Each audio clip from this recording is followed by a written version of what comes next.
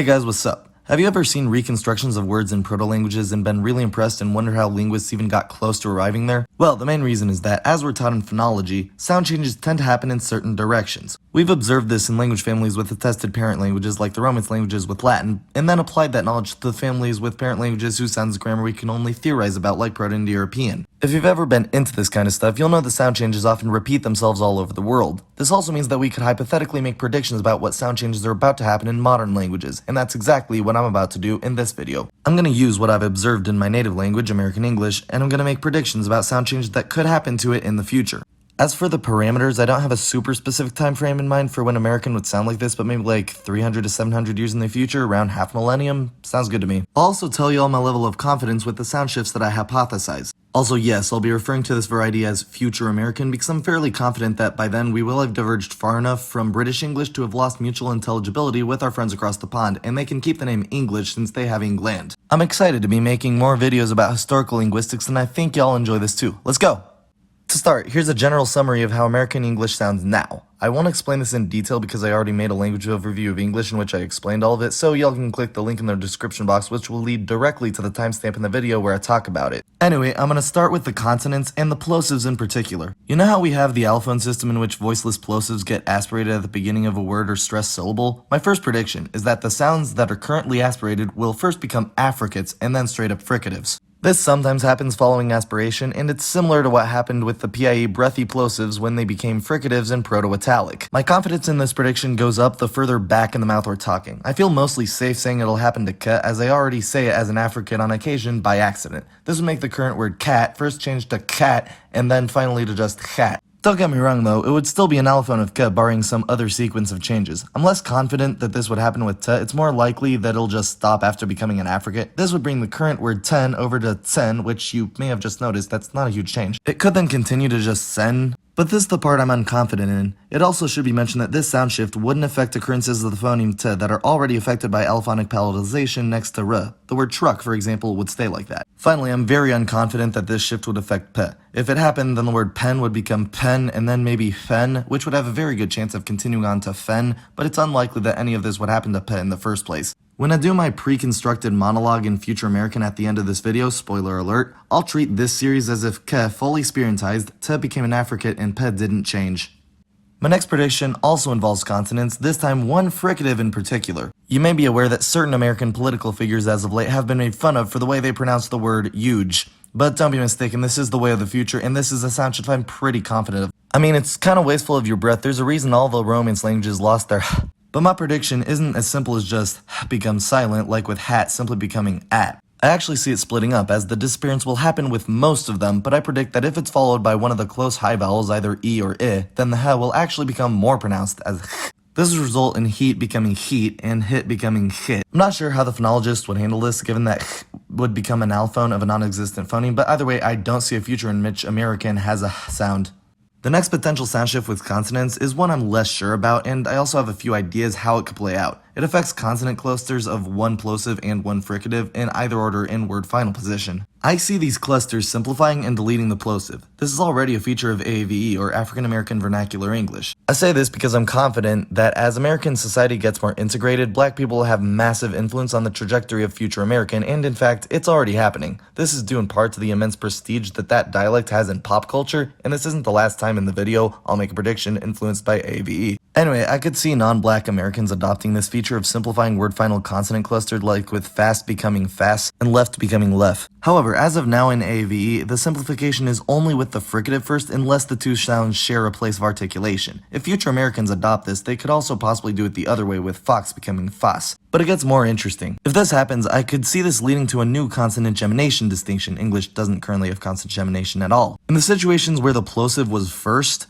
the fricative might do compensatory lengthening to take up the space left by the now gone plosive, whereas in situations where the plosive was last, we kinda already put a glottal stop there, so I don't see the compensatory lengthening happening there. If this were to happen, then the word fox would become fas. One thing I'm highly unsure about is if it would affect the plural morpheme s. Maybe people would recognize it as separate and not delete the plosive before it. Maybe they'd delete the plosive and compensatorily lengthen it anyways. Who knows? Maybe it could extend to the middles of words too? I'm not really sure if any of this would happen. Next up, I'm pretty sure that future American will have a the to d consonant shift. That phoneme is difficult and we already tend to pronounce it d in casual speech as well as the aforementioned AVE influence being part of it. Of course, this will mostly affect function words like the to d, that to dat, and these to d's. But sound also sometimes occurs intervocalically or word finally, so feather will become feather and breathe will become breed. But you might notice that feather sounds weird. This is because modern American English has an allophone in which t and d become a d between vowels. I'm pretty sure that the sound in question will simply join that system right when it happens, making the above word fetter. What I'm not sure about is what'll happen to th. It could do a whole bunch of things, or it could stay around no doubt longer than th stays around, but I'm not sure. It could become any of these sounds, but I personally think s is most likely because I occasionally slip up and pronounce it like that. Th becoming all of the above sounds and then some in different environments is also likely, as that's what happened prior to Proto-Italic.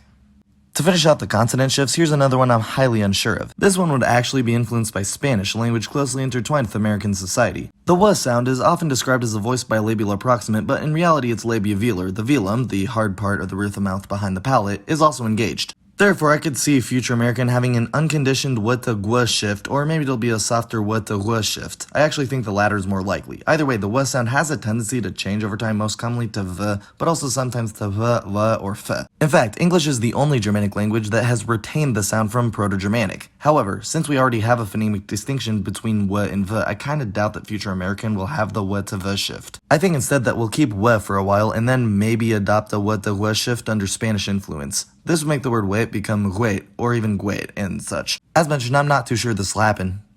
Now we're on to vowel shifts, and we're going to start with one you may have just heard because I already possess the shift. That's right, I confidently see Americans smoothing diphthongs in the near future. The word I just said in that last section was wait, which most Americans today would pronounce wait with a diphthong. But much like me, future Americans would pronounce it wait, or maybe wait, depending on if that other shift happens. For most of them, I see the resulting monophthong being in the middle of the beginning and end sound of the diphthong. Namely, the shifts will be a to e, o to u, and u to u. We may also see a merger of these last two vowels into just which I will account for in the ending monologue. I should mention that the monophthongal allophones of the last two which occur before liquids, o and u, will be unaffected by the shift. As for the more extreme diphthongs, ow and I, they already have monophthongal varieties in some American dialects, namely a in Pittsburgh and I in the South, respectively. I actually kind of adopted the ow to a shift after moving to Pittsburgh for college. I could see most other Americans adopting these shifts as well, although they could also do the centralization thing, like maybe and respectively.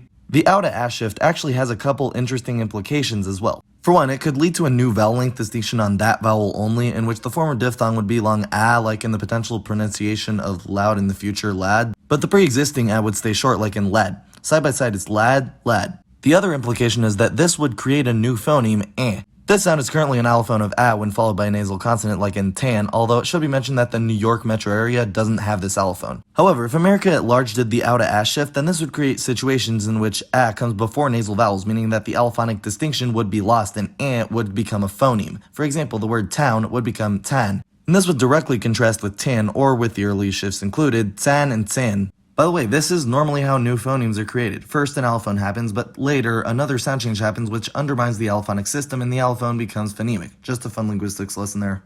There are two other possible vowel shifts I want to cover, but both of them could go any direction or possibly stay how they are. First, another massive systematic vowel shift could happen and throw the whole language on its ear. I don't want to hypothesize too much here, but yeah, it could happen in any form. Like mass vowel shifts tend to do, it would involve some sort of cycle on this chart here. I personally think a clockwise shift is most likely, but again, anything could happen here. Otherwise, with vowels, we could see more centralization of vowels before R. That's also a common occurrence, although it's most well known in Baltimore and Philadelphia. I won't include either of these in my closing monologue, though.